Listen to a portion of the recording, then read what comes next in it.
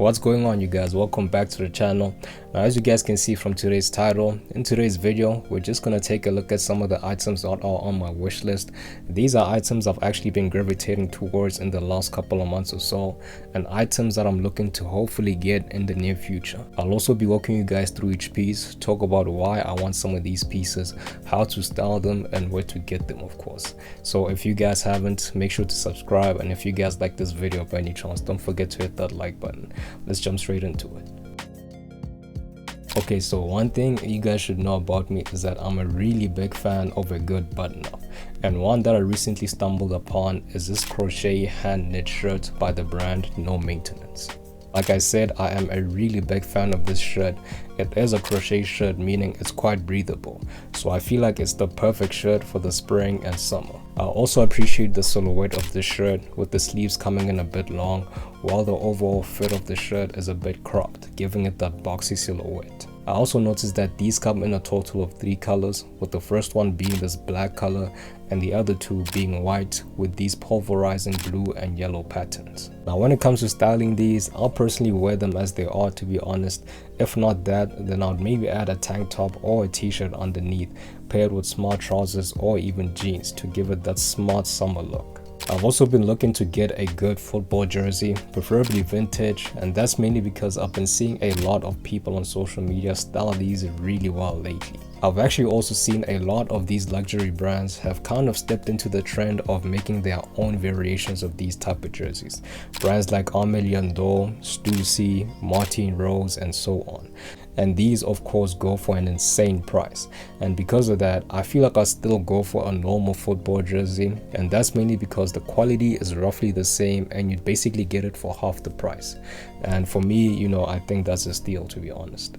Football jerseys also come in these pulverizing colors and patterns, so I feel like I'll definitely wear mine as a statement piece if anything. Okay, so next we're gonna take a look at some outerwear. Now I've low-key been on the hunt for a leather jacket, and a couple of months ago I actually came across this one from Cobb Studios. This is a vintage inspired jacket and comes in these great vegan leather color options, which are your black and your pecan.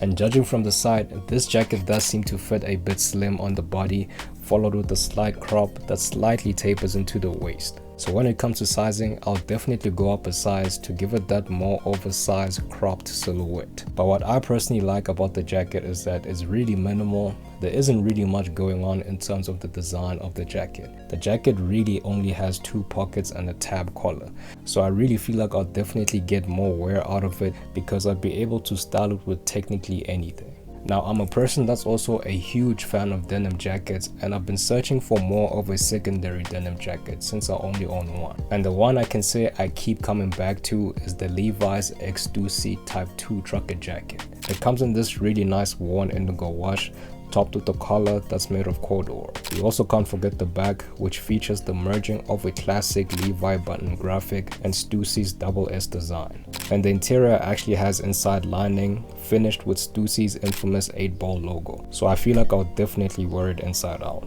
To be honest, I just really appreciate the attention to detail when it comes to the design of this jacket. Again, the fit is something I feel is also perfect, coming in with a slight crop while leaving enough room for layering.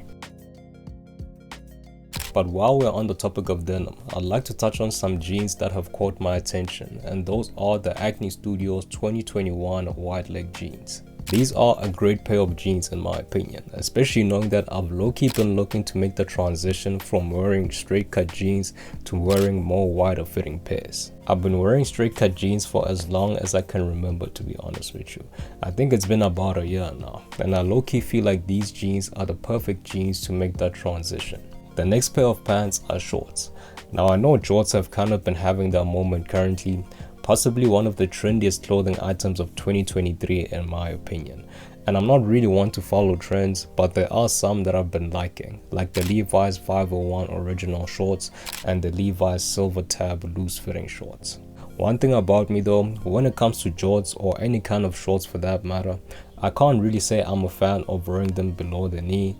I know that's kind of what's in right now, and don't get me wrong, people have been doing a great job at styling this, but I'm just not sure if that style is for me, at least not yet. So when it comes to these specific shorts, I feel like I'd get them in a size that fits above the knee. Now I'm not gonna lie, I'm not too sure how these fit exactly, but if they fit, you know, a bit too long or too big, I feel like I'd manually just cut them to fit the way I'd like them to. But besides that, I can confidently say that jorts are definitely a summer essential.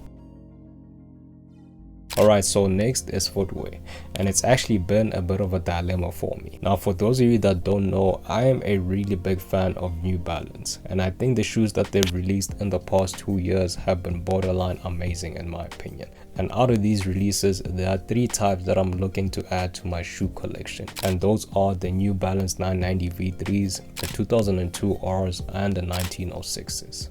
What I personally appreciate most about New Balance footwear is that it fulfills the most important factors when it comes to sneakers. For one, they're relatively versatile.